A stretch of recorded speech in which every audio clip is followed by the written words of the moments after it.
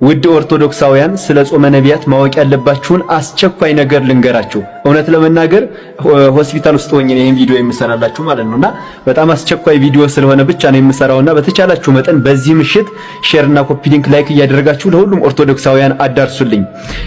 እንግዲህ ብዙዎቻችሁ ስትጠይቁኝ እንደነበረው ጾመ ነቢያት መቼ ነው የሚገባው እያላችሁ ስትጠይቁኝ ነበር። ጾመ ነቢያት የሚገባው ሰኞ ነው በ15 ማለት ነው። ያ ማለት የፍስክ ምግቦች መብላት የሚቻለው ነገ እሁድ ብቻ ነው። ሰኞ ኦሬዲ ጾሙ ይጀመራል ማለት ነው። እና ይውላችሁ ሁላችሁም ኦርቶዶክሳውያን የነቢያትን ጾም ሁላችሁም ጾሙ። ይውላችሁ የነቢያት ጾም የቄስ ጾም ነው ከሚል ተረት ወጣችሁ ሁላችሁም ልትጾሙ ያስፈልጋል። ይኸው ሰይጣን በተለያየ ነገር ይጎዳናል። በተለያየ ነገር የቄስ ጾም ነው እያለ እንዳንጾም ያደርገናል። ይኸውላችሁ ኦርቶዶክሳውያን ራሳችሁን አታሞኙ። የቄስ ጾም የሚባል በፍጹም ከየት እንደመጣ የማይታወቅ ተረት ነገር አትስሙ። ቄስ የተለየ ነፍስ የለውም። አንድ ነፍስ ነው ያለው። ቄስም እናንተም አንድ ነፍስ ነው ያላችሁ። ስለዚህ ሁላችሁም ይሄንን ጾም ልትጾሙ ያስፈልጋል። ይኸውላችሁ ንቁ ክርስቲያን ሆኑ። የነቃ ክርስቲያን ሁኑ። ራሳችሁን አታሞኙ። ሰይጣን የቄስ ጾም ነው እያለ አያታላችሁ። ስለዚህ ሁላችሁም ልትጾሙ ያስፈልጋል። ወደፊት በደንብ እናወራበታለን። ዛሬ እንግዲህ ያው የማይመች ቦታ ነው ያለሁት እና ይችን ብቻ በአስቸኳይ ልንገራችሁ ብዬ ነው። ሁላችሁም ኮሜንት ላይ ጾም የነፍስ መድኃኒት ናት እያላችሁ ጻፉልኝ። ሼርና ኮፒ ሊንክ ላይክ እያደረጋችሁ ደግሞ ለሁሉም አዳርሱልኝ። መልካም ጾም ይሁንላችሁ። እወዳችኋለሁ። ሰው እንዴት በዚህ ልክ ለስጦታ ይታደላል? አቤት መታደል በመድኃኔ ዓለም።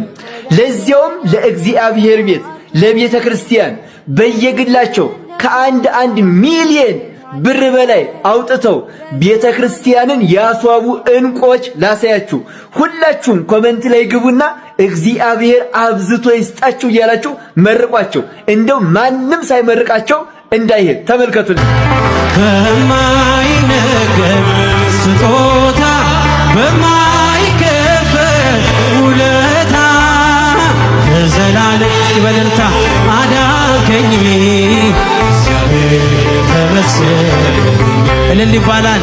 እልላለሁ ምን አለኝ ፍጹም ሸክሜ ቀሎልኝ በሁኔታ ማትለካ አንተ ብቻ ምታስመካ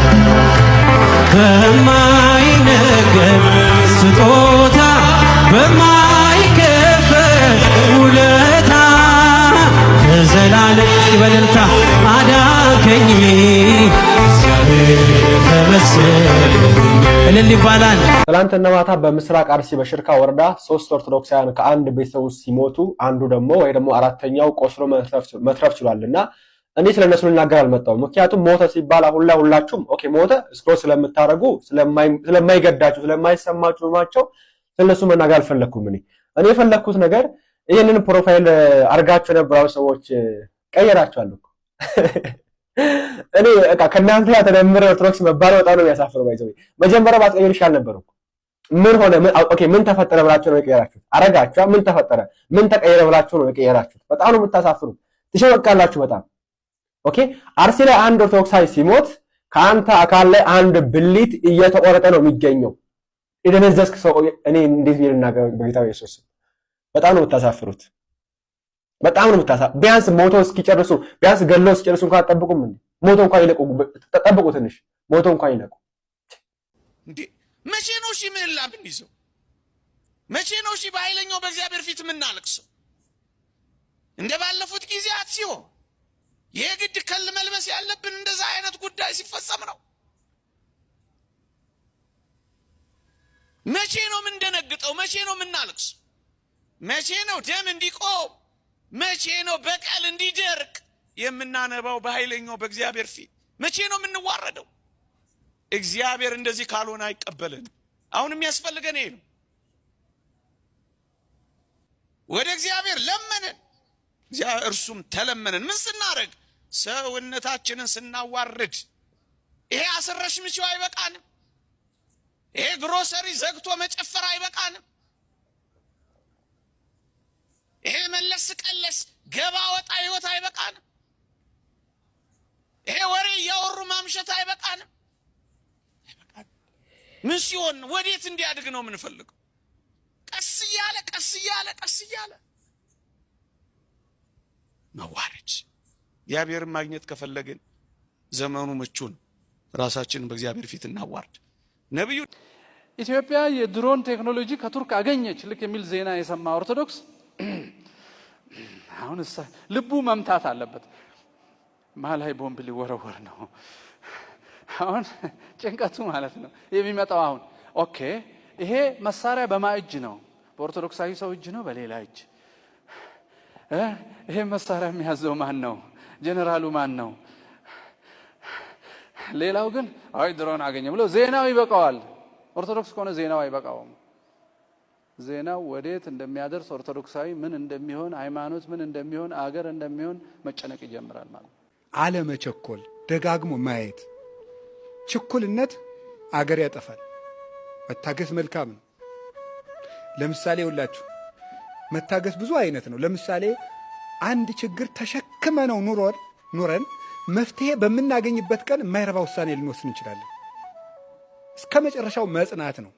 ትዕግስትን ያዘወተረ ሰው ይድናል ይላል ማቴዎስ 24 ቁጥር 14 ላይ። ትዕግስትን ያዘወተረ ሰው ሁልጊዜ ያደረጋት። ለምሳሌ ሐራ ሰማይ የሚባሉ ነበሩ፣ በረዶ ውስጥ ተጥለው የተሰቃዩ ሰማዕታት። 35ኛው ቀን ላይ በ40ኛው ቀን አክሊል ሊወርድላቸው ነበር። 35ኛው ቀን ላይ አሕዛብ ሄደው ምን አደረጉ? እሳት አነደዱ። አንዱ ከ40ው ሰማዕታት አንዱ በረዶ ውስጥ ጥለው ክርስቶስን ካዱ እያሏቸው ነው። 35 ቀን ከረሙ አንክድም ብሎ። አንደኛው ምን አደረገ? እሳት ሲያነዱ ባካችሁ እሳት አሙቁኝ አላቸው። ምን አሉት? ካድና ሙቅ አሉት። ክጃለሁ አለና ወጣ። በ5ኛው ቀን አክሊል ወረደ። 39ኙን እነዚያ ሙተው ሲቀበሏቸው የእሱ አክሊል ተንጠልጥላ ቀረች። ከነዚያ ከእሳት ማውቂዎች አንዱ አያትና እኔ በዚያ ሰው ሃይማኖት ገብቻለሁ ብሎ በረዶ ሲገባ እሱ ተቀዳጃት። ለፍተን አክሊል በምናገኝበት ቀን እንወጣለን። ያ እንዳይሆን እስከ መጨረሻው ድረስ የእግዚአብሔር በተለይ ሃይማኖታዊ ውጤቶችን እስከ መጨረሻው መጠበቅ ነው። ከቃሉ ጋር ናችሁ? የሰው ልጅ ላይም ተስፋ አለመቁረጥ፣ እገሌ አይቀየርም ማለት ተፋቅሮ ያስተኤግስ በኩሉ ይላል ቆሮንቶስ 13 ላይ። ፍቅር ያስታግሳል ይላል። ፍቅር ያስታግሳል ማለት እገሌ እንግዲህ 4 5 6 7 8 ጊዜ ሞክሬዋለሁ ጊዜ አይረባም፣ እገሌ የማይለወጥ ሰው ነው አይባልም። ትዕግስት ማጣት ማለት እሱ ነው። እስከ መጨረሻው ከቆየን ከጋኔን በቀር የማይለወጥ ሰው የለም። መታገስ ማለት መጨረሻው ድረስ መቆየት ማለት መጨረሻው ድረስ። እንዴት አላችሁ? እስቲ ይህን ቪዲዮ ተመልከቱት እንመለስ።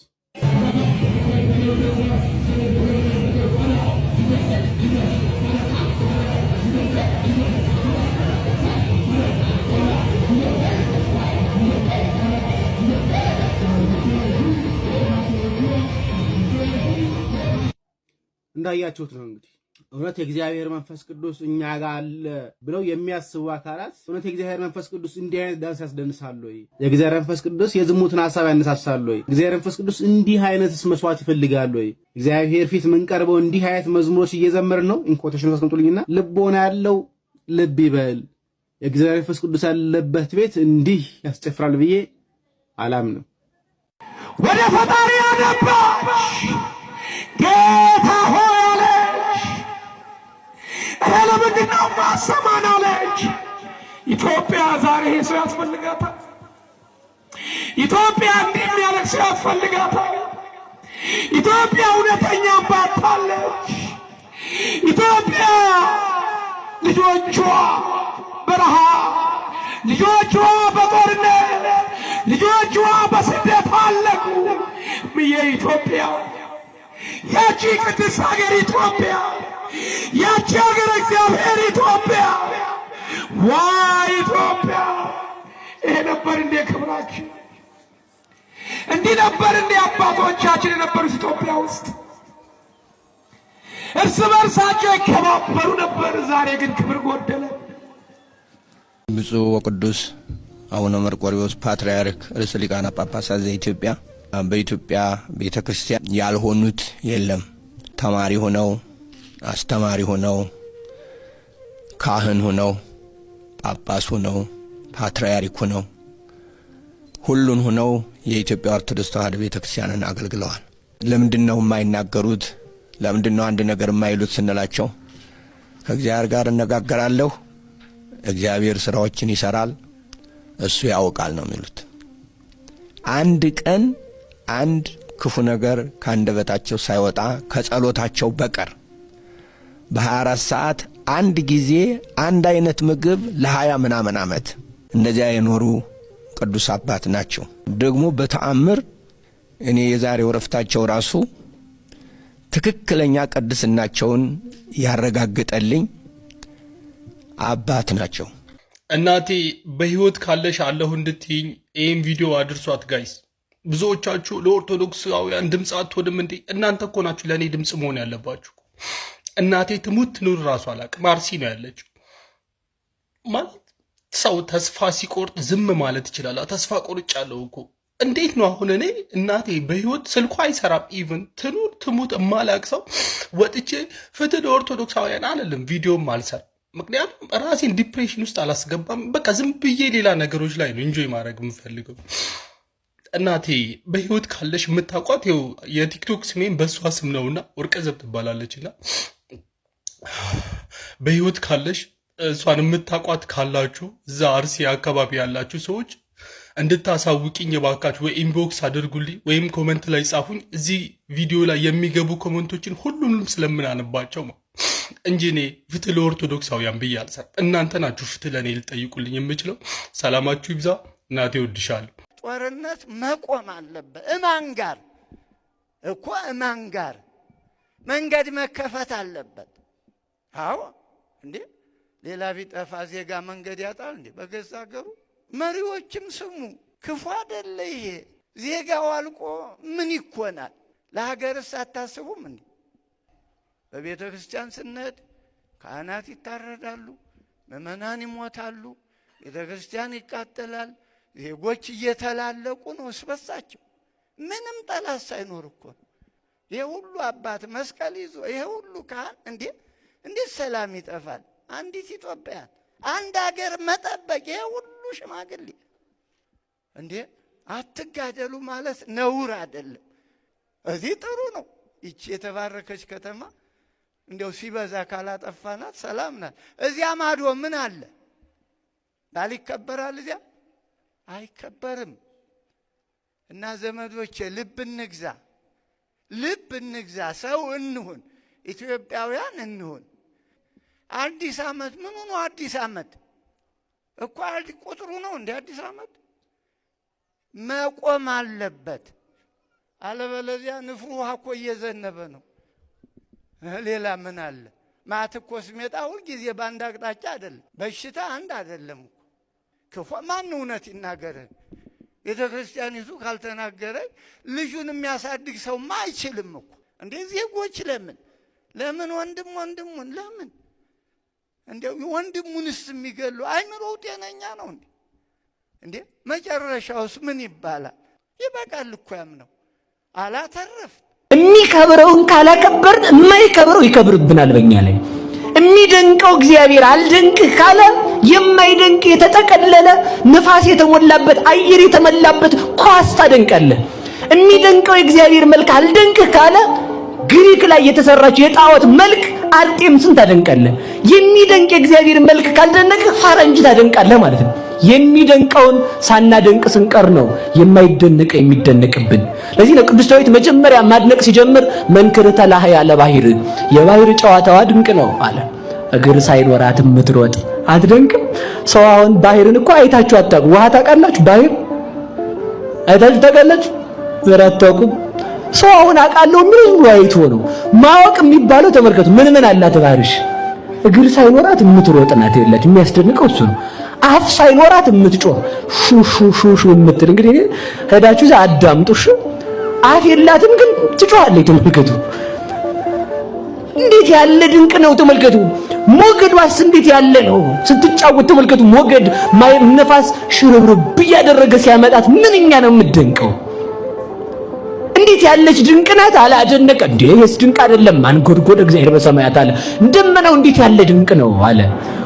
እሱ ብትን ሆኖ ብትን ያልሆነውን ውሃ የሚሸከም እስኪ ወንድ እስኪ ለይ በወንፊት ውሃ ማምጣት ከቻልክ ማለት እስኪ ለይ ወንድ ማለት እስኪ በልብ እንግዲህ አሁን ጀግና ከሆንክ እስኪ በጉም ውሃ ቋጥረ ማምጣት ከቻልክ በጢስ እስኪ አለይህና እግዚአብሔር እኮ በጢስ አሁን ተመልከቱ በፕሌን ስትሄዱ ፕሌኑ ደመናውን አልፎት ይሄዳል ደመና ግን ውሃ ተሸክሞ ነው የሚኖረው አይደንቃችሁ እሱ ብትን ሲሆን እሱ ቀላል ነገር ሲሆን ከባዱን ውሃ እንዲሸከም አደረገው ከዚህ በላይ ማድነቅ ከፈለገ እግዚአብሔርን አታደንቅም ማየት ከፈለገ ይህን ያደረገ እግዚአብሔርን ነው እንጂ ፀሐይ አብርታ ብርሃኗ የማያልቅ ነፋሳት ወጥተው የማያልቁ ተመልከቱ አድንቃ ይሄን አንተ አንድ ኪሎ አፈር ውሃ ላይ ብታደርግ ይሰጥማል እግዚአብሔር መሬትን ያስቀመጣት ውሃ ላይ ነው አድንቀው ይሄን ማድነቅ ከፈለገ ማደግ ከፈለገ ሰው አላድግ ሲል ነው ተመልከቱ በጣም ድንቅ ነገር እሺ በጣም ድንቅ ነገር እሺ ባክቴሪያ ወንዶው ተላይታ ነው ድንቆ እውነቴ በጣም የሚያፍረው የሚያሳፍረው ጉዞ እሺ አሁን ሰልጥነ በጣም ሲሰለጥን የምታዩት ነው በቴክኖሎጂ ማለት ነው በጣም ሲሰለጥን እንዲያርገው የምታየው ደመና ነው በቃ ሌላ ምንም ትርጉም የለው በጣም ስትር እግዚአብሔር ሲገባ ግን እስኪ አሁን ማን አለ እንደው መሬትን በኋላ ያስቀመጠ እንኳን መሬትን አይደለም ልብስን በኋላ ያስቀምጠው ይውላል አይውልም ድንቅስ እግዚአብሔር ውሃን በመሬት ላይ ይሰራ ድንቅ ይለዋል እግዚአብሔር ነው ድንቅ ይለዋል እግዚአብሔር ነው እሳትን ውሃን ነፋስን አንድ ቤት ቆልፎ ሰው ያደረገ ማለት እንዴው አሁን ይሄን ተረት ሊሆንባችሁ ይችላል ይሄን ስብተርክላችሁ የትናንት ነው አሜሪካ ምንድን ነበር እስቲ ቆይደው ላነጻጽርላችሁ እግዚአብሔር ቤትም የለው በምርጫም አልወጣም ዜሮ ላይ ወጣ ተብሎ ተነገረለት የተባለ God creator of the universe zero mention በምርጫ በእጅ ብልጫ ሊያነግሱት እግዚአብሔር ከዓለም በፊት ንጉስ የሆነውን ይሄን ሰማይና ምድር እነሱን ፈጥሮ የሚገዛውን አምላክ እነሱ በእጅ ብልጫ ሊያነግሱት አጀንዳ ቀርጸው ስለ እግዚአብሔር ተናገሩ ሲባል 0.0 ነው እግዚአብሔር ምንም የመረጠውም የለም ተባለ እንደውስ እኛ ነን ቢል ምን የመሳሰለ ቤት ያለን እንጂ የሱ ምን ማደሪያ ቤት አለው ተብሎ ተነገረ ወዲያው ያ የተኩራሩበት ቤት ውሃ በማያጠፋው እሳት ተቃጠለ እያያችሁት ውሃ በማያጠፋው እሳት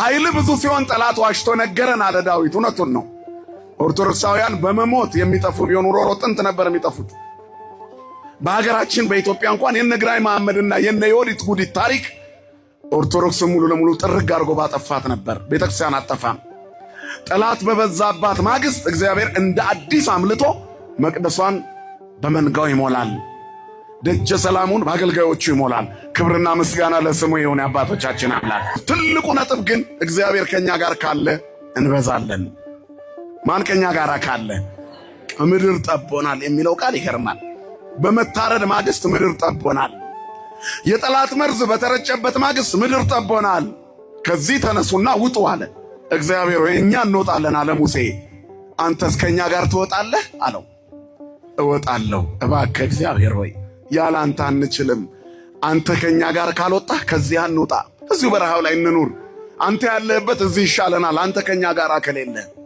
ወደ ሀብት ማማ ሲወጡ ብቻቸውን ወጥተው እግዚአብሔርን አጥተው ኑሮ የከበዳቸው ብዙ ናቸው የህይወት እንቆቅልሽ ቁልፉ ምስጢሩ የተሰወረባቸው ብዙ ናቸው ወደ ስልጣን ማማ ሲወጡ የነበሩበትን ረስተው እዛ ሲደርሱ ራሳቸውን ሁሉ ረስተው እግዚአብሔርን አጥተው ጸልዩ እንደ ግብዞች አትሁኑ ብሎ ነው የተጀመረ ጌታ ኢየሱስ ክርስቶስ ግብዞች በየሜዳው ሲጸልዩ መታየትን ይፈልጋሉ ሰው እንዲያይላቸው እግዚአብሔር ከሚያይላቸው ይልቅ ሰው እንዲያይላቸው የግብዞች ጠባይ እንደዛ ነው ግብዝ የሚባለው ግብዝ መደልው ፈሪሳውያን እንደዛ ነበር ስራቸው ግብዞች ከመሆናቸው የተነሳ ሰው እንዲያይላቸው ሰው እንዲሰማላቸው ጸሎታቸው ወደ ሰው ነው ወደ እግዚአብሔር አይደለም ሰው ካየላቸው የጸደቁበት ይመስላቸዋል ሰው ከሰማላቸው የዳኑበት ይመስላቸዋል ጌታ ኢየሱስ ክርስቶስ ግን እንደነሱ አትሁኑ ይሄ ማለት በሰው ፊት አይጸለይም ማለት አይደለም ተሰውረ ጸልይ ይላል የንስሐ ሲሆን ስውር ጸሎት ሲሆን ከመምህር ንስሐ የተቀበሉት ሲሆን በግል ይጸለያል የማይበር ጸሎት ሲሆን በሰው ፊትም ይጸለያል የግልንም ቢሆን ቅጥረ ቤተክርስቲያን ሄዶ ይጸለያል ቤተክርስቲያን በቅዳሴ ሰዓት ነው የማይጸለዩ። ከቅዳሴ የበለጠ ጸሎት ስለሌለ ምእመናን ስታስቀድሱ አትጸልዩ። ቅዳሴ ራሱ ጸሎት ስለሆነ በጸሎት ላይ ሌላ ጸሎት ስለሌለ ወይ ከመጀመሩ በፊት ወይ ካለቀ በኋላ ነው የሚጸለየው። ስለዚህ ጌታ ኢየሱስ ክርስቶስ ምንድን ያለው? እንደ ግብዞች አንተ ስትጸልይ በስውር ጸልይ፣ አባት ያያሃል፣ በግልጽም ዋጋህን በዕለተ ምጽአት በጎ ነገር ይሰጥሃል። እነዛ በምድር ላይ ዋጋቸውን ተቀበሉ። እነዚህ ግብዞቹ ፈሪሳውያኑ፣ ጸሐፍቱ ዋጋቸውም ከሰው መመስገን ስለነበረ ከሰው ምስጋና ካገኙ ይሄ ነው ዋጋቸው አለ። ከሰው ለመመስገን የሚፈልጉ ሰዎች በሰው ካልተመሰገኑ የሚከፋቸው ሰዎች አሉ።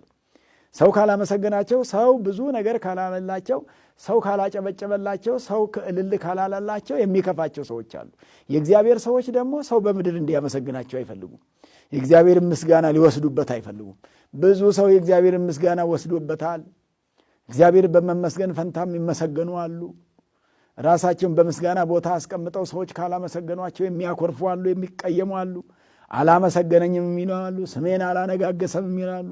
ስሜን ከፍ ከፍ አላደረገም የሚሉ አሉ። ይሄ ግብዝነት ነው። ከእንዲህ አይነቱ ግብዝነት እግዚአብሔር አምላካችን ይሰውረን። ግዴታችንን እንደ መምህር ዲያቆን ሄኖክ ኃይሌ እንወጣ። ይህን ጽሑፍ ቁጭ ብለን እያነበብን ያለነው እየሰማን ያለነው በዚህ ሰዓት ምስራቅ አርሲ ገጠር ውስጥ ስላልተገኘን ብቻ ነው። በዚህ ቅጽበት በስጋት ውስጥ ሆነው አሁን ምን ይመጣብን ይሆን እያሉ የኦሮሚያ ምዕመናን ቁጥራቸው ብዙ ነው። ከቀናት በፊትም የተገደሉት ተናግረን ሳናበቃ አሁንም ደግሞ ሌላ ቦታ 5 እንደተገደሉ እየሰማን ነው። ሰሞኑን ከ2000 ዓመታት በፊት ሄሮድስ ስላሳደዳቸው እመቤታችንን ሰቆቃው ድንግል እያልን እያዘንን ነው። ከሰይፍ ልጇ ማስጣል ያልቻለን የአርሲዋን እናት እንዴት ዝም እንበላትስ? ይህን የማቆያ ሞት ዜና ሰምተን ወደ ጉሮሯችን የሚወርድ ምግብና መጠጥ የምንተኛውስ እንቅልፍ የለም። የነርሱ ሞት የኛ ሞት ነውና የነርሱ መቁሰል የኛ ቁስል ነው። የቦታ ለውጥ እንጂ ከነርሱ የደረሰው በእኛም ሊደርስ ይችላል። ቤተክርስቲያን ምህላ እንድታውጅ ለተሰውት ተገቢውን ክብርና ጸሎተ ፍትሐት እንድታደርግ እንጠብቃለን። ቤተክርስቲያን በየትኛውም ቦታ የንጹሃን ደም ዳግመኛ እንዳይፈስ እንደ ራሔል እንባዋን የምትረጭበት ጊዜ አሁን ነው። የቤተክርስቲያን አስተዳደር ትኩረት ያልሰጠችውን ችግር ሌላ አካል ሊጨነቅበትም አይችልም። ስለዚህ ቤተክርስቲያን በአስተዳዳሪ መዋቅር መንግስት ተገቢውን እርምጃ እንዲወስድ በሙሉ ትኩረት የምትሰራበት ጊዜም አሁን ነው።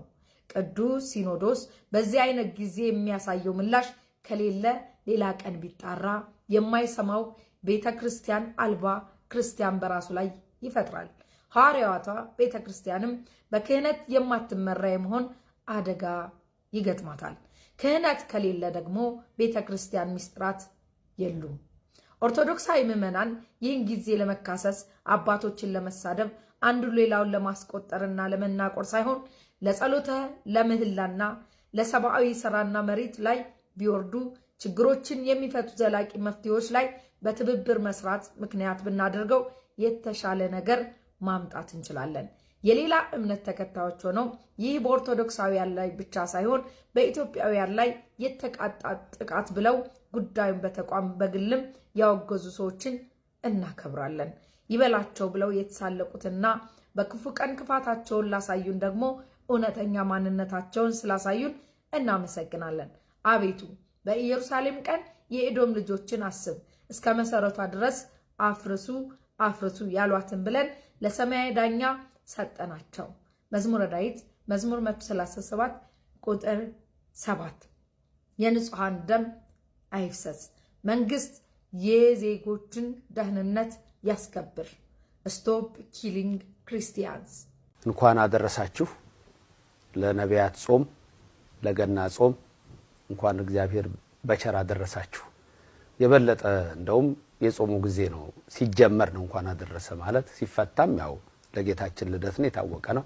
ጾሙ ስለተፈታ ሳይሆን ጌታ ስለተወለደ የዓለም መድኃኒት ስለተወለደ ሰማይና ምድርን የፈጠረው እኛን ለማዳን እዚህ ምድር ስለመጣ በተወለደበት ጊዜም እንኳን ደስ አላችሁ እንኳን አደረሳችሁ መልካም ገና መልካም የጌታ ልደት ለአምላካችን እያል ሁሉ ጊዜ እንናገራለን። ጾሙም ሲጀምር እንደዛው ነው። ምክንያቱም ጾም በሚጀምርበት ጊዜ የሰው ልጆች አፍ ሲታሰር ብዙ ጊዜ ጾመ ልጓሙን ፈታል ይባላል። ሲታሰር ሰይጣን ነው የሚታሰረው። የሰው ልጆች ምግብ ቀንሰው ስለ ክርስቶስ ሲሉ መከራ ሲቀበሉ ሰይጣን ነው የሚጨነቀው። ምክንያቱም ክርስቶስ በተሰቀለባት ሌሊት እህል አልቀመሰም። በተጠማ ሰዓት ሐሞትና ከርቤ ነው የሰጡት። ይሄ የምታውቁት ነገር ነው። ስለዚህ የሰው ልጅ በሚጾምበት ሰዓት እንደ መላእክት ይሆናል። መላእክት አይበሉም፣ መላእክት አይጠጡም። ምስጋና ነው ምግባቸው፣ ረፍታቸው ምስጋና ነው፣ ምስጋናቸው ረፍታቸው ነው። ምግብ መጠጥም የላቸውም። ስለዚህ የሰው ልጅ በሚጾምበት ጊዜ ነው የመላእክትን ባህሪ የሚይዘው። እግዚአብሔርን ለማመስገን እግዚአብሔርን የበለጠ ለማክበር የሚበቃው በጾም ጊዜ ነው። ስለዚህ የነቢያት ጾም እንግዲህ አሁን ነገ ይጀምራል። ጾማችሁ የማታውቁ ሰዎች መጾም አለባችሁ። ዘንድሮ ረስታችሁትም ድንገት ልትበሉ ያሰባችሁም ሰዎች ካላችሁ ጾሙን ተጠብቃላችሁ። መጽሐፍ ቅዱስ ስለ ጾም በመጀመሪያ የነቢያት ጾም ከሰባቱ አጽዋማት አንዱ ነው። የአዋጅ ጾም የሚባሉት 7 አጽዋማት አሉ። ከዛ ሰው ደግሞ በፈቃዱ የሚጾመው ጾም ይኖራል። እንደ ጳጉሜ ወይም ደግሞ ዘመነ ጽጌ ላይ ሰዎች ሊጾሙ ይችላሉ። ይሄ የሚነገር ጾም አይደለም፣ የራስ ነው፣ የግል ነው። 7ቱ ግን የአዋጅ ናቸው። ከዛ ውስጥ አንዱ የነቢያት ጾም ነው። ነቢያት ጾመዋል። ለምን ጾሙ? ክርስቶስ ሆይ ውረድ መታድነን ከድንግል ተወልደ አድነን እያሉ ሲጾሙት ነበር። እኛ ለምን እንጾማለን? ሁለት አብይ ነገር። አንድ ከነቢያት ጋር ወዳጆች ስለሆነን እንተባበራለን። ከነበሩት ነቢያት ጋር ሁሉ እንተባበራለን፣ አንድ መሆናችን እናሳያለን። ሁለት ክርስቶስ ደግሞ እነሱ ውረድ ተወለድ እንዳሉት በእኛ ልብ ውስጥ ይወለድልናል። ለስም አጠራሩ ክብር ምስጋና ይግባው። ስለዚህ የነቢያት ጾምን ከ7ቱ አጽዋማት አንዱና ዋናው ነው። ከ12ቱ ደቂቅ ነቢያት ከ16ቱ አንዱ የሆነው ኢዩኤል የተባለው ነቢይ በምዕራፍ 2 ቁጥር 12 ላይ ወሳኝ ቃል ይናገራል። እግዚአብሔር ወደኛ እንዲመለስ ካስፈለገ፣ እንዲመጣልን ከፈለግን፣ ድንቅ ነገር እንዲያደርግልን ከፈለግን፣ የልባችን ሐሳብ እንዲፈጸም ከፈለግን፣ የምትመኙት እንዲሆንላችሁ ከፈለጋችሁ፣ የምትሹት እንዲሳካላችሁ ከፈለጋችሁ በፍጹም ልብ ወደ እግዚአብሔር መመለስ ሲሆን ያም ደግሞ በጾምና በጸሎት በዋይታ ነው። 3 ነገር ነው የሚጠቅሰው ነብዩ ኢዩኤል 2:12 በፍጹም ልባችሁ ተመለሱ ይላል። መመለሻው መንገዱ 3 1 ጾም፣ 2 ጸሎት፣ 3 ዋይታ ወይም እንባ አንብ ማልቀስ። ኃጢአትን እያሰቡ የዓለምን ነገር እያሰቡ አይደለም። አዳምና ሔዋን ከገነት ወጣን ጌታን የመሰለ አምላክ አጣን እያሉ እንዳዘኑ እንጂ ይሄን በላ ነበር ይሄን ጠጣ ነበር እንዳሉ ሳይሆን ነበር። እሱንም ቢሆን እግዚአብሔር አይከለክልም። አስቀድማችሁ መንግስቱን ፈልጉ ሁሉን ይሞላላችኋል ይላልና ነብዩ ኢዩኤል በፍጹም ልባችሁ በለቅሶ በጸሎት በዋይታ ወደኔ ተመለሱ ይላል። ምጽዋትም አንዱ ነገር ነው፣ ከሚሰጠም መስጠት። ይሄንን ነው ጌታችን ኢየሱስ ክርስቶስ በተራራው ካስተማረው ትምህርት ማቴዎስ ወንጌል ምዕራፍ 6 ስትመለከቱ በተለይ ቁጥር 16 ቁጥር 17 ቁጥር 18 ስለ ጾም ነው የሚናገረው። አንዳንድ ሰዎች ጾም በብሉይ ዘመን ብቻ ነበረ ቀርቷል የሚሉ አሉ። ይሄ የጅብ ከበሮ እንብላው የሚል አይነት ድምጽ ያላቸው ሰዎች ዛሬ በተለይ እንደዚህ አይነት ሰዎች በጣም ስለበዙ አስጨናቂ 8ኛው ሺህ መሆኑ ራሱ የምናይበት ነው። ክፉዎች የበዙበት የእግዚአብሔርን ስም የሚቀልዱ ዘባቾች፣ ቅዱስ ሐዋርያው እንዳለ ዘባቾች ይሆናሉ ብለዋቸዋል ይላል። በመጨረሻው ዘባቾች የሆኑ ሰዎች አሉ። ፊልጵስዩስ 3:16 እና 17 ላይ እንደዚህ አይነት ሰዎችን ምን አለ? ለገዛ ሆዳቸው የሚታዘዙ አለ። ክብራቸው በነውራቸው አምላካቸው ሆዳቸው ነው ይላል። ከዚህ ሰውረን እግዚአብሔር በዚህ ውስጥ ያሉትንም ደግሞ እንዲያድንልን ሁሌ እንጸልያለን። ስለዚህ ኢዩኤል እንደተናገረ ክብር የክብር ክብር ይግባውና መድኃኒታችን ኢየሱስ ክርስቶስ በማቴዎስ ወንጌል 6:16 በ17 በ18 ላይ ስትጾሙ እንደ ግብዞች አትጠውልጉ፣ በስውር ላላባታችሁ ጾሙ፣ እሱም በስውር ያላባታችሁ ይከፍላችኋል እያለ የጾምን አስፈላጊነት ይናገራል። በብሉይም ይጾማል፣ በሕገ ልቡናም ይጾማሉ፣ በኦሪት ይጾማሉ፣ በአዲስ ኪዳን ይጾማሉ፣ ሁሉ ጾመዋል። እኛም እንጾማለን። ከ7ቱ አጽዋማት ደግሞ አንዱ የነቢያት ጾም ነው። አንድ ነገር እስቲ ብርሃን ዓለም ቅዱስ ጳውሎስ በረከቱ ይደርብንና በዕብራውያን መልእክቱ 11 ላይ ይልቁንም ቁጥር 36 37 38 ላይ ምንድነው የሚለው? ስለ አባቶቻችን ስለ እናቶቻችን ዓለም አልተገባቻቸውምና ዓለምን አልፈለጓትም፣ እሷም አትፈልጋቸውም፣ የጥፋት ናት፣ ሊጠፉባትም እነሱ አይፈልጓትም። ስለዚህ ዓለም አልተገባቻቸውምና የበግና የፍየል ቆዳና ሌጦ ለብሰው በምድረ በዳ በዋሻ በፍርኩታ ውስጥ እነሆ ተንከራተቱ አባቶቻችን ይላል። ተመልከቱ።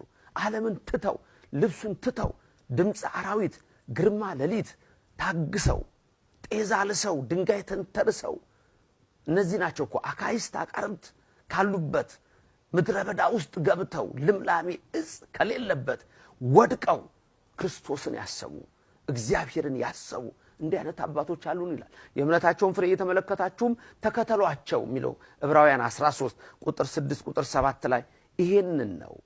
ከዛ ቀጥሎ እንደውም በዛ ላይ ይላል ኢየሱስ ትናንትም ዛሬም ለዘላለም ያው ነው፣ እናንተ በእንግዳ ትምህርት እንዳትወሰዱ ይላል። ጾም በሚሽሩ ጾም አያስፈልግም በሚሉ እንዳትወሰዱ እናንተ ብትሆኑ የሚያመው ሰው ካልሆነ በስተቀር መድኃኒት የሚወስድ ሰው ካልሆነ በስተቀር ልትወልድ የቀረበች ሴት ካልሆነች በስተቀር ወልዳ ያጠባች ካልሆነ በስተቀር መንገድ የሚሄድ ሰው ካልሆነ በስተቀር በሽምግልና በእርግና ያለ ሰው ካልሆነ በስተቀር ሌላው ሰው ግን እንዲጾም ሰባቱን አጽዋማት ትእዛዝ አለ። ስለዚህ አባቶቻችን በምድረ በዳ ተንከራተቱ። እነሱ ይህንን ያህል መከራ ሲቀበሉ በእሳት ሲጣሉ በሰይፍ ሲቆረጡ እንደ ሽንኩርት እንደ ቅዱስ ጊዮርጊስ ሲቆረጡ በየዕለቱ እንደነ ቶማስ መራስ 22 ዓመት እግሮቹና እጆቹ ቆርጠው እስከሚጨርሱ ድረስ በክርስቶስ ጸና። ክርስቲያኖች እኛስ በዚህ ጾም እንዴት እግዚአብሔርን አናስበው? በልባችን እንዲወለድ አንድ ነገር ደግሞ አስቡ። ቁርሳችሁን ስተው የቁርስ ገንዘብ ለማን ነው ብላችሁ አስቡ። ለምስኪኑ፣ ለደሃው፣ ለመንፈሳዊ ለእግዚአብሔር ቤት የሚውል መሆን ይገባዋል። ጾም ኃይል ነው። ያልጾመ ነቢይ ያልጾመ ሐዋርያ ያልጾመ ቅዱስ የለም። እኛም ቤተክርስቲያናችን ይህን ሥርዓት ሰርታ ይህንን ጾም እንድናስበው አድርጋናለች።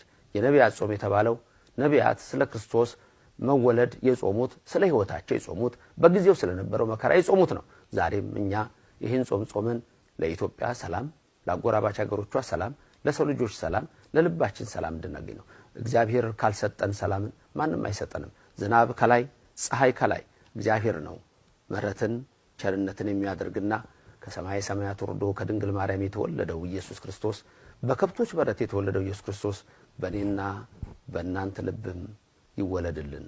እናቱ አትለየን። የመላእክት ጥበቃ ከኛ ጋር ይሁን።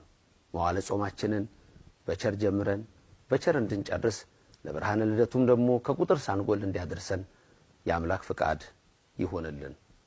አሜን። እግዚአብሔር ባላችሁበት ይባርካችሁ። ሰላም ሁኑልኝ።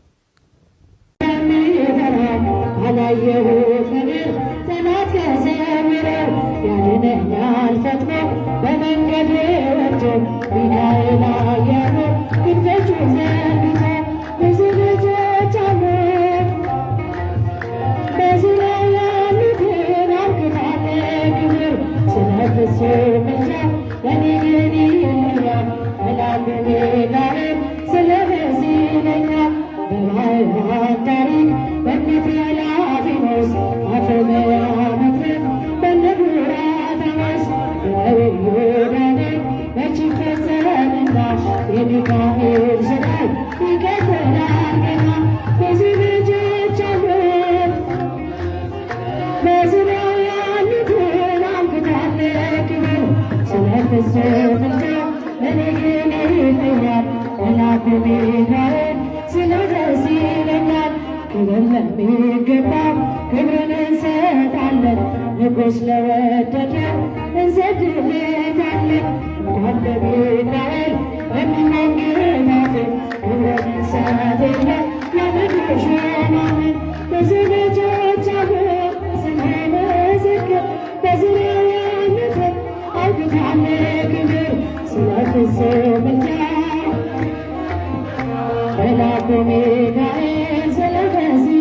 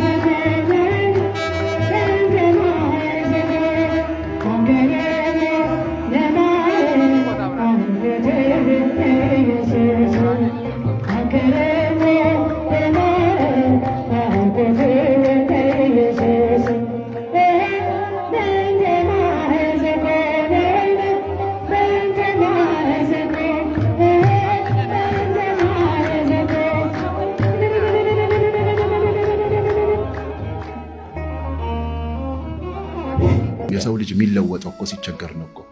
የተቸገርክ ቀን ጸሎት እኮ ይሄዳል። ምክንያቱም አትረበሽማ። ቲክቶክ የለም፣ ሶሻል ሚዲያ የለም፣ ቫይብሬሽን የለም፣ ክላክስ የለም። የቸገረው ሰው አይሰማም። የአዲስ አበባ ህዝብ ሁሉ ቀመቶ ክላክስ ፔፕ ቢያደርግበት ጆሮ አይሰማም። ኦልሬዲ ቸግሮታል። በቃ ስለቸገረው ነገር ከፈጣሪ ጋር ያወራል። እዛ ሞመንት ላይ መድረስ ነው ከባድ። እግዚአብሔርን ጭካኔ ለማስተማር እንሞክራለን። አንዳንድ ጊዜ ለምን ይህን አላደረገም፣ ለምን ይህን አልፈጸመም፣ ለምን ይሄ አልሆነም ብለን በራሳችን አመለካከት የምንወስናቸው ውሳኔዎች ብዙ ናቸው። እግዚአብሔር በባህሪው ግን ቸር፣ ደግ፣ ሩህሩህ፣ የሟቹ ሞት የማይፈቅድ የሰውን ጥፋት የማይፈልግ በባህሪው ደግነትና ቸርነት፣ ምሕረት እንጂ ሌላ ተቃራኒ ባህሪ የሌለው ሩህሩህ አምላክ መሆኑን ከዚህ መረዳት ይቻላል። ሰው ከሰው ሊያመልጥ ይችላል። ሰው ከሰው ሊሸሽ ይችላል። ሰው ከሰው ሊሸሸግ ይችላል። ከእግዚአብሔር ግን ማምለጥ አይችልም። እግዚአብሔር የሌለበት ዓለም የለም። ከእግዚአብሔር መሸሽ ማምለጥ አይቻልም።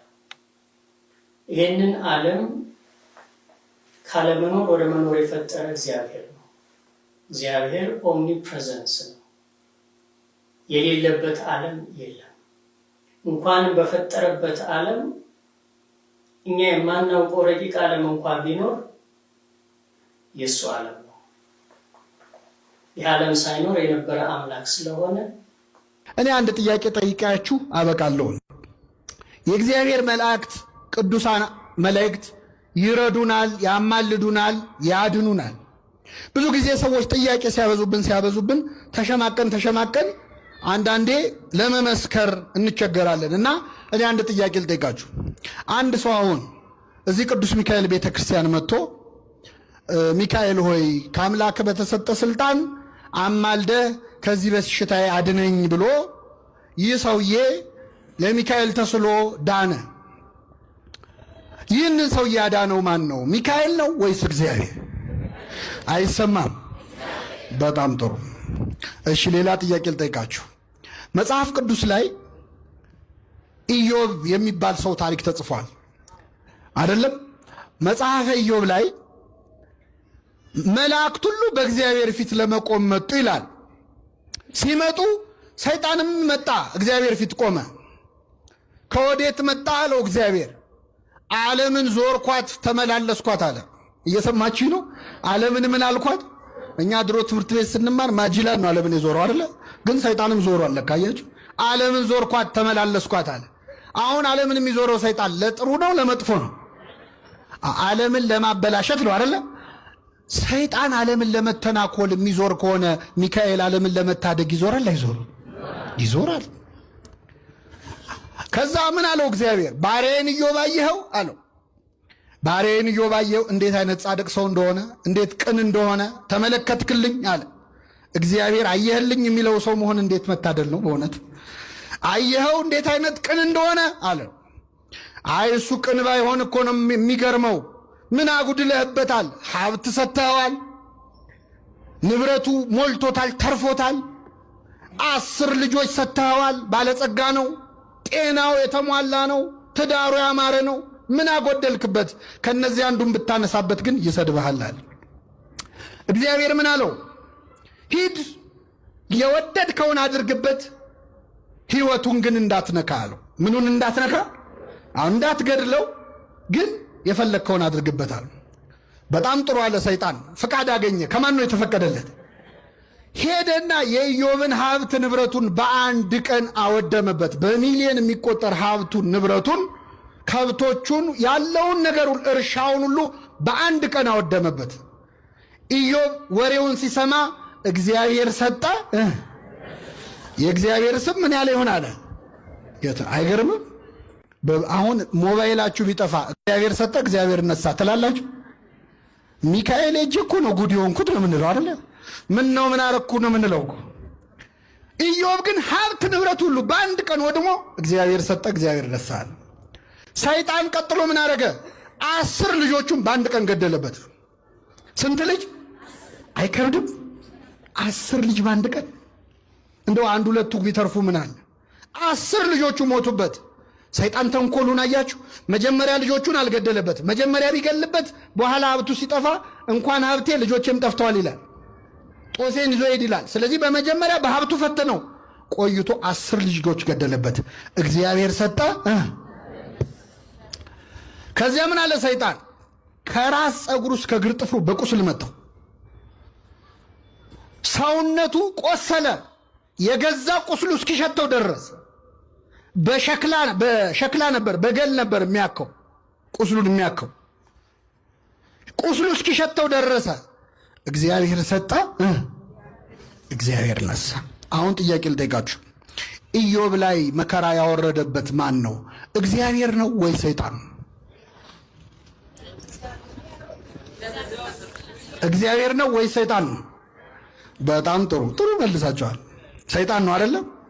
እሺ፣ ቅድም አንድ ሰውዬ እዚህ ቤተክርስቲያን መጥቶ ሚካኤል ወይ ከአምላክ አማልደ ካለብኝ በሽታ አድነኝ አለ። ቅዱስ ሚካኤል አማልዶ ይህን ሰውዬ ፈወሰው። ይህን ሰውዬ ያዳነው ሚካኤል ነው ወይስ እግዚአብሔር ነው ስላችሁ ምን አላችሁ? እግዚአብሔር። ሰይጣን እግዚአብሔር ጋር ቀርቦ አስፈቅዶ በኢዮብ ላይ መከራ ወረደበት። ኢዮብ ላይ መከራ ያወረደው ማን ነው? ሰይጣን ነው ወይስ እግዚአብሔር ነው ስላችሁ ማን አላችሁ? ሰይጣን አላችሁ። ምንድነው ሚካኤል ስሙ እንዲጠራ ሰይጣን መሆን አለበት ወይ ነው? ምን ማለት እንደፈለኩ ላብራራላችሁ። ለሰይጣን ኢዮብ ላይ መከራ እንዲያወርድበት ፍቃድ የሰጠው ማን ነው? ለሚካኤል አንድን በሽተኛ እንዲፈውስ ፍቃድ የሰጠው ማን ነው? ስለዚህ እግዚአብሔር ሁለቱንም የፈቀደ እሱ ነው አይደለ? ኢዮብ ላይ መከራ ያወረደው ማን ነው ስላችሁ ሰይጣን ካላችሁ፣ ይህም በሽተኛ የፈወሰው ማን ነው ስል ማን ማለት አለባችሁ? ሚካኤል ማለት አለባችሁ።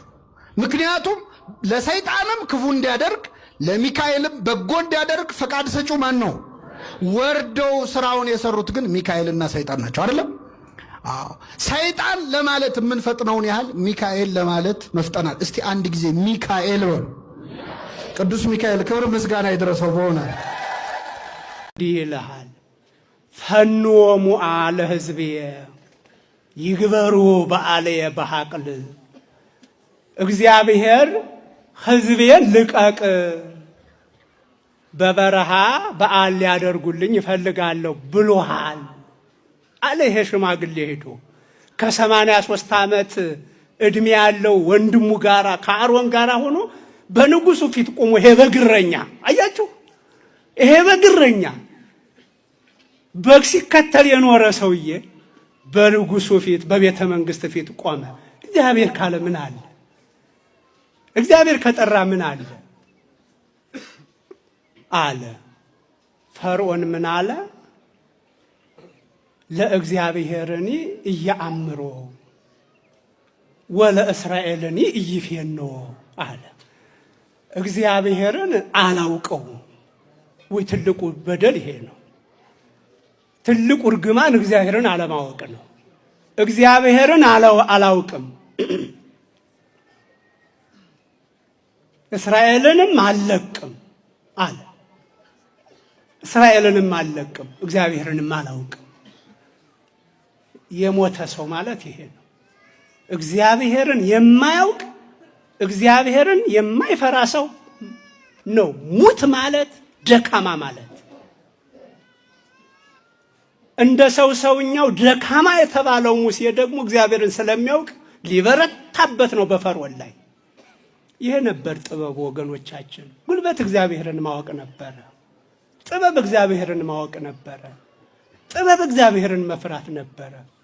ይሄ ተሰውሮብን ነው የምንተላለቅ። እግዚአብሔርን ማወቅ፣ እግዚአብሔርን መፍራት፣ እግዚአብሔርን ማመን ተሰውሮ ነው ከልባችን። እንዲህ የሆን ነው። እንዲህ አለ፣ የተለያዩ ታምራትን አደረገ። ምን ያልተቀጣ ነገር አለ? ምን ያ ህዝብ ያልተቀጣበት ምን መቅሰፍት አለ? በእውነት ጓጉንቸሩን ከባህር አውጥቶ እንዳለ በከተማው ላይ በየግለሰቡ ቤት ላይ ዘራው። ይሄ ብቻ እኮ ያስቸግራል ወገኖች።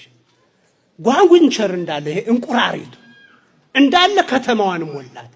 ሰው መንቀሳቀስ እስከሚሳነው ድረስ የዝንብ መንጋ፣ የአንበጣ መንጋ፣ የከብት እልቂት፣ የሰው ህመም፣ ይሄ ሁሉ ቢሆንም ይህ እግዚአብሔርን የማያውቅ ሰው ፈርዖን እግዚአብሔርን አላውቅም እስራኤልንም አልለቅም ማለት። እረ ህዝብ የእግዚአብሔር ነው ወገኖቻችን። እረ ህዝቡ የማንም አይደለም። እግዚአብሔርን ብናውቅ ህዝብ የእግዚአብሔር ነው። ህዝብ የእግዚአብሔር ነው፣ የማንም አይደለም። እግዚአብሔርን ካላወቅን የኛ ባሪያ ይመስለናል፣ የኛ ዕቃ ይመስለናል። አይደለም ግን እና በጥቅሉ የመጨረሻ የእስራኤላውያን የበኩር ልጆች እንኳን በሞት ተቀጥተው አልለቅም አለ። በእውነት ከለቀቀም በኋላ አገረሸበት። የነፃ ጉልበት ለምዶ ይሄ ግፈኛ እምቢ አለ። ከዛ በኋላ የተለቀቀው ህዝብ ተለቀናል ብሎ ሲሄድ ፈርዖን እስከ ሰራዊቱ ግብፅ ላይ የተወለድክ ወጣት አትቅር ተብሎ ሊማገድ ነው ወገኖች። አይሄ ሰው አይሄ መሪ ባለመረጋጋቱ ስንት ትውልድ ሊያስጨርስ ነው። ፈርዖን ስንት ትውልድ ሊያስጨርስ ነው ወገኖች። ሄደ። ሙሴና ህዝቡ እንዳይሸሹ ከፊታቸው ቀይ ባህር አለ። ወደ ኋላ እንዳይሉ ያ የነፃ ጉልበት የለመደው ፈርዖንና ህዝቡ እየተከተለ ነው። ምን ያደርግ ይሆን ይሄ ሽማግሌ? ይሄ በምርኩዝ የሚሄድ ሽማግሌ ምን ያደርግ ይሆን ወገኖች? ምን ያደርግ ይሆን? ይሄ በ80 ዓመት የተጠራ ሰው ምን ያደርግ ይሆን? በያዘው በትር ቀይ ባህርን መታ። ቆመ ማይ አረፍት በየምን ወአረፍት በጽግም። ውሃው እንደ ግድግዳ በቀኝና በግራ ቆመ።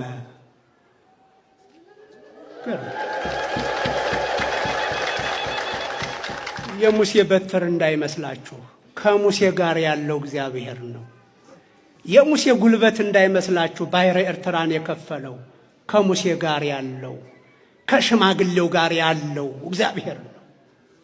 ሽማግሌ እንዴት ነው? እግዚአብሔር ካንተ ጋር ሲሆን እንዲህ አድርጎ ከፈለ። ውሃ እንደ ግድግዳ በቀኝና በግራ ቆመ። እንደ ኮለኑ እንዲቆመ ውሃ። አቤት እግዚአብሔር ሥራ ድንቅ አይደለ?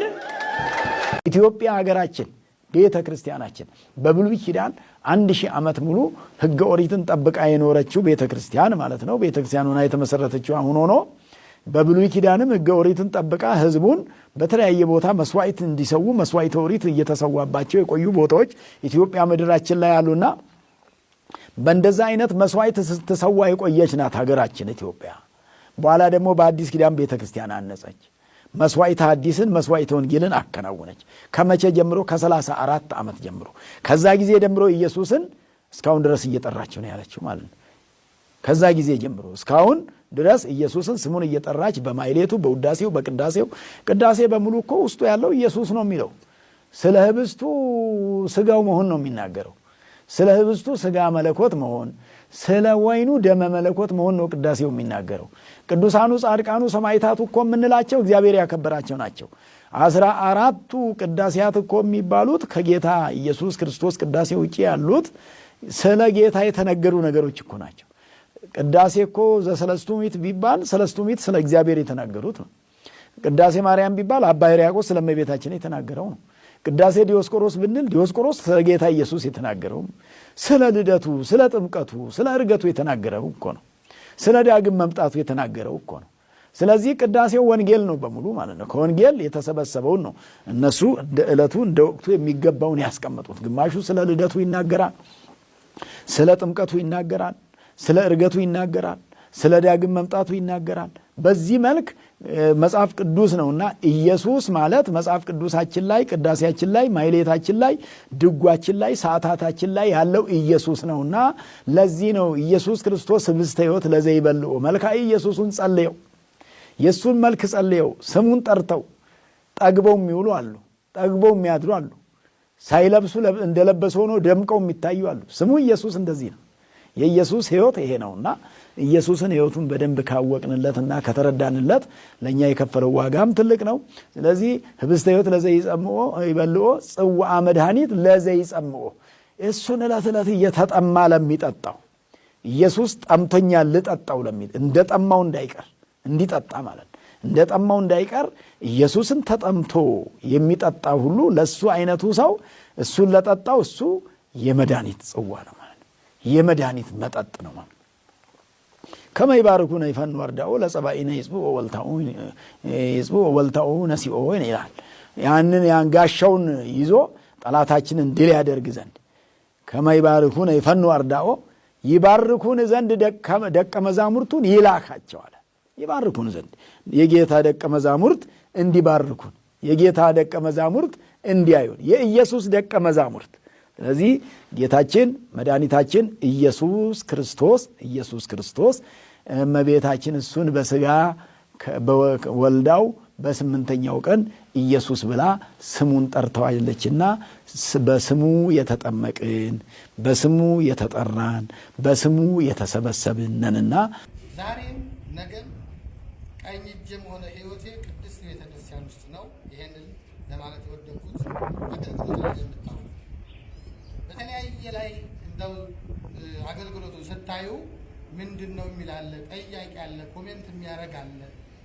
እኔ መላከ ታቦር ከነፈ ረግብ እባላለሁ። ያሳደገች ቅድስት ቤተክርስቲያን ስትሆን አስተዳዳሪ ነኝ። ግን አስተዳዳሪ ሆኜ ለቅዱስ ለኪዳን ብቻ ልነሳ። በእውነቱ 1 ሰዓት ቢደወል 2 ሰዓት ቢደወል ከዛ ማህሌቱን አድሬ የአስተዳዳሪነትን ስራ ደግሞ እወጣለሁ። ያ ምንድን ነው?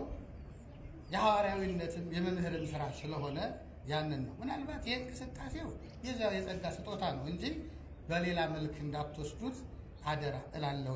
ይሄን ደግሞ በበጎም ያያችሁት በክፉም ያያችሁት እኔ በእውነት ይሄን ይመስላል። እናቴም መሰረቴም ቅድስት ቤተክርስቲያን ናት መሆኗን ይሄን በግልጽ መናገር እችላለሁ። ክብር ለእግዚአብሔር ይሁን። ዛሬም ነገም እስካለ ሕይወቴ ቤተክርስቲያን አገልግሌ በሰጠኝ ጸጋ እግዚአብሔር መንግስቱን ጽድቁን ለመውረስ ፍላጎቴ ነው። ይሄንም ሀብተ መምህራን ለሁሉ ያድለን። ኦርቶዶክሳውያን ቅድስት ቤተክርስቲያን እግዚአብሔር ይጠብቅልኝ እላለሁ።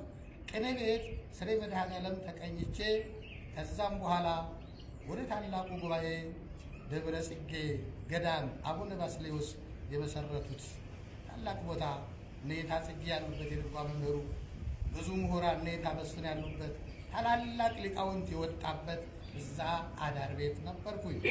አዳር ቤት እንደነበሩ እዛው ድርጎ የተሰጠ ከዛ ከሁሉ ተማሪ ብዙ ተማሪ ነውና ግን ብዙ መምህራን አለ። ነገር ግን 20 ብቻ ነበረ። አዳር ቤቱ እዛው ዓመታዊ ወርሃዊ ክፍያ እየተከፈሉ ዳቤ እየተሰጠን እያገለገል ትምህርታችንን ጨርሰን አስመስክረን ስንወጣ ለሌላ ደግሞ የሚተካው ያን ስናደርግ ግን በእውነት እነየታ ጽጌ ጋር እንደገና ዜማውን በማደስ አቋቋሙን በማደስ እዛው ጋር ቅኔውንም በማደስ እዛው ጋር አስመስክሬ ሀብተ መምህራን ተቀብዬ በወቅቱ እንግዲህ ያው በእውነት ዛሬ ይሁንና ያለሁበት ዝጋም ቢሆን ወደ አርሲ ክፍለ ሀገር እግዚአብሔር በመራኝ መጣሁኝ። ኢቴያ ደብረ ታቦር ቅዱስ እግዚአብሔር አብ ቤተክርስቲያን ተቀጥሬ ልጆች እያስተማርኩ ዘመናዊ ትምህርትም ያው እንደ እግዚአብሔር ፈቃድ እስከ 9 እና 10 ሞክሬያለሁ። ያንን ጨርሼ ባለቤቴ ክብርት ባለቤቴ ወይዘሮ አዲስ ዓለም ከተማ ትባላለች። በስርዓተ ተክሊል ተጋብተን እግዚአብሔር ፈቃድ ተጣምረን በምክክር የአብርሃም ጋብቻ በእውነት መሆኑን በደንብ ሄደን እግዚአብሔርን በሰጠን መልክ እዚህ ደርሰናል። እንደው ምእመናንና ምእመናን በእውነት አንድ ምስጢር ልንገራችሁ። የአገልግሎቱ በረከቱ ትልቁ ትጋቱ በረከት ነው። ጤናማ ህይወት ማግኘት ነው። ከእግዚአብሔር በጎ ነገር መቀበል ነው። ትልቁ በጎ ነገር ደግሞ የሰው ልጅ ዘር ነው። ዘር መጋኘት በእውነት እና ከክብርት ባለቤት ጋር ከወይዘሮ አዲስ ዓለም ከተማ ጋር ተጣምረን በመጀመሪያ 2 መንታ ልጆች እግዚአብሔር ሰጠን። እግዚአብሔር የባረካቸው ልጆች አሁንም 12 ዓመት ጨርሰው ወደ 13 ገብተዋል። ብሩክታዊት ክንፈ ወይም ክንፈ ርግብ። አዎ ሁለተኛው አንድ ጋር ያለችው ዮርዳኖስ ክንፈ ወይንም ደግሞ ቴዎብስታ ክንፈ። ይሄ ብሩክታዊት ቴዎብስታ የጊዮርጊስ ሀብቶች በመሆናቸው ስለሰጠኝ ዛሬም አመሰግነዋለሁ። ሰማዕቱ ቅዱስ ጊዮርጊስ የልጅነቴ ሰማዕት፣ የልጅነቴ አማላጅ፣ የአባቴ በእውነት ልዩ ስጦታ ጊዮርጊስ ያምነዋል። ጊዮርጊስ ካለ ቤተሰብ ሁሉ ልጆች ሲወለዱ በጸጋ በበረከት እግዚአብሔር በሰማዕቱ ቀን ነሐሴ 23 ቀን ከቀኑ 6 ሰዓት ተወለዱ።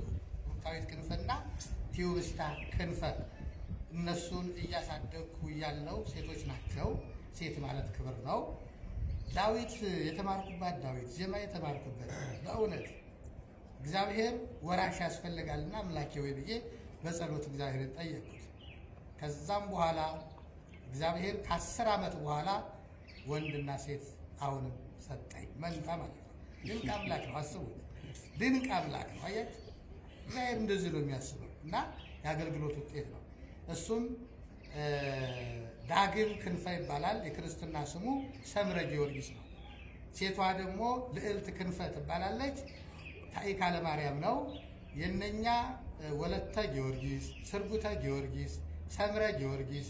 ማርያምን በእውነት ምን ቅድስት ብዬ የምጠራት በረሃ ውስጥ ኖሬ በቁሎ ትምህርት ቤት ቆሎ ቆርጥሜ ስከታተል እመቤቴን ልጄ ምንም ስላልሆን ታሪክ አለማርያም ብዬ እሷን ጠራው። ስለዚህ እግዚአብሔር በሰጠኝ መልክ አሁንም ያለሁበት ቦታ መቼም ሐዋርያዊ በተሰጠው ክፍለ ሀገር በተሰጠው ቦታ ተአማኒነት አድርጎ አገልግሎ ያው ፍጻሜው ምንድነው? መንግስቱን ጽድቁን ለመውረስ ነውና አሁንም እስካለኝ ድረስ ምናልባት የአቅሙ ጉዳይ እስካሁን ስንተራተት በዚህ ቆይቻለሁ። ሰላም እግዚአብሔር በእውነት ከኔ ጋራ ይሁን፣ ከሁሉ ጋራ ይሁን። ወደፊትም እግዚአብሔር ካለ ምኞቴ ብዙ ነው። ልጆችን እስከዚህ አድርሼ ወደፊትም ተሻለ ቦታ ላይ ገብቼ ከዚህ የበለጠ ትውፊታዊን በጠበቀ መልኩ ለማገልገል። ሰላም ጤና ይስጥልኝ። እንኳን ለመልአኩ ለቅዱስ ሚካኤል በዓል አደረሳችሁ። ሁላችሁ ኦርቶዶክሳውያን እንግዲህ ወንድሞቻችን በብዙ ትግል በብዙ ጥረት ላይ ናቸው። በአሩሲ የደረሰው አሰቃቂ መከራና ግፍ እስካሁን